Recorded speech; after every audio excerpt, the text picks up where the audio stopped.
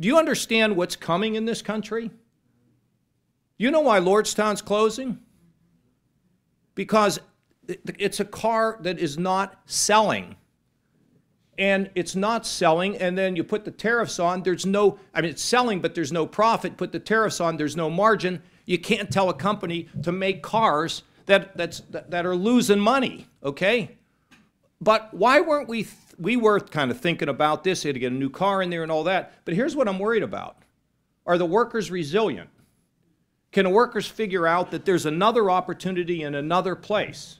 And by the way, we're going to explore all of that. Can we get another car? Can GM put something in that plant that it may not be a car, but may create very worthwhile economic activity? And if they're not, then sell the darn thing so we can do what we did in Dayton, where we took the closed down GM plant in Dayton and brought a Chinese company in that now employs 2,400 people at salaries they never thought of at the GM plant.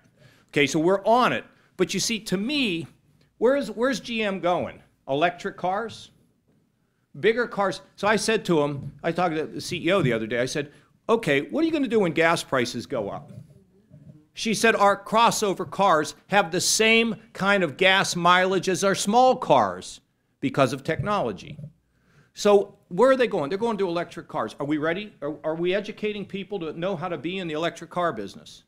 Are we telling people who work in accounting that AI or machine learning is going to come and you're not going to have a job? What is the next job that's coming? And let me paint the good side of this. So I went to an autonomous vehicle display up in Dublin, Ohio. Dick, you got to go do this sometime. So they have these cars, and they're driving through the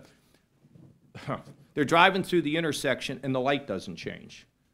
It keeps it. If it's going to go from yellow to red, the other light will not change green. Saves lives. A lot of intersection wrecks. A lot of terrible things happen at the intersection. So they got a camera up here, and they got a camera up here, and a camera there, and a camera here, and they got sensors in the car and sensors on the road, and they got this big box that takes all of this information and grinds it down and sends messages to all these vehicles. Somebody's got to put the camera up. Somebody's got to put that camera up. Somebody's got to understand sensors. Somebody's got to put the sensors in the car. Somebody has to build the big box that they put all the good stuff in. You see, there's an opportunity for better jobs for people if people are resilient, if we think about the future, and if we educate our people, young people, and education must be lifelong learning. If we don't do that, that tsunami is going to come. The #1 occupation in America today is driving. When we get autonomous vehicles, what are we going to do with those people? You think we're angry now. Okay, just wait. So we can get ahead of this. We can get ahead of this if we think ahead of it. This is why I admire Dick, always thinking in the future. I think in the future. What's going to come? What can we do about it? How do we prepare? Our school system is not doing it. And our higher education system ain't working either. You know what the graduation rate, 4-year graduation rate I just heard, I'm trying to remember, well, across Ohio, 4-year schools? The 4-year graduation rate, I think Scott Milburn told me yesterday, is 31%. They don't even calculate it anymore like that. They calculate 5 or 6 years. You know why? Because the numbers look better. The graduation rate at Ohio University for 4 years is 49%. Can you explain that to me?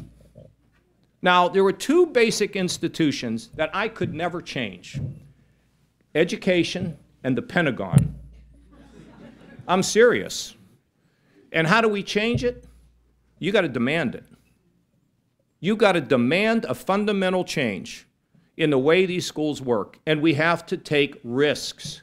Because if we don't, we end up in the same place, and we're going to pay a price. So Lordstown, in some respects, not exactly, is sort of the cutting edge of the turbulence that we will see in our economy because of the creation of new technologies, in my judgment. And I mean, who am I going to blame? I'm going to blame anybody now. I just know that we got to get, with General Motors, just one more thing about that.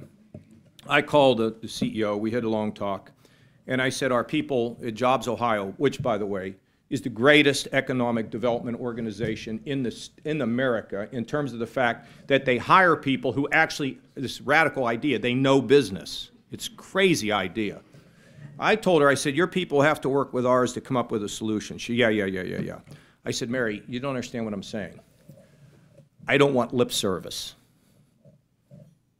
Sometimes it hasn't been always that easy to work with your folks. This is deadly serious now. She said, I got it, and thank you for telling me this. And I guarantee you we'll work with you. So we'll see what happens there. But that's just one example of what is going to be a whole list of things that are going to come our way that could take us either one way or the other. And if we prepare for it, if we change our education system dramatically, it'll work. The two-year schools, they rock. They get it. They're like the EMS of education. You want to get a job? You want to get a job? Oh, they're from Cleveland State. I know you weren't from, but Cleveland State is not all the schools are this way. Not all the schools. Let me tell you where it's all going to end up, by the way, I think. Higher education is going to be disintermediated because what's going to happen is Mr. Ratner, I keep going back to him, in his younger days would have said, let me design a curriculum for the things that I need at Forest City.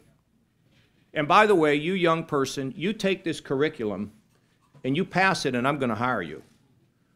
You see, that's the exciting thing is you take the area of coding. If you learn how to be a coder today, it's incredible what you can do. You could live in Appalachia and be a coder working for some of the biggest companies in the world. You see, where it's going to go is it's going to be very directed, tailored education. And that's why buildings are yesterday. We got to build a new building. Why the hell do we need to have dormitories built by the university? Why don't we have a private person build a dormitory? It'll be nicer. By the way, the cafeteria will be nicer. Why don't we do that? And it won't be an overhead for the forget it.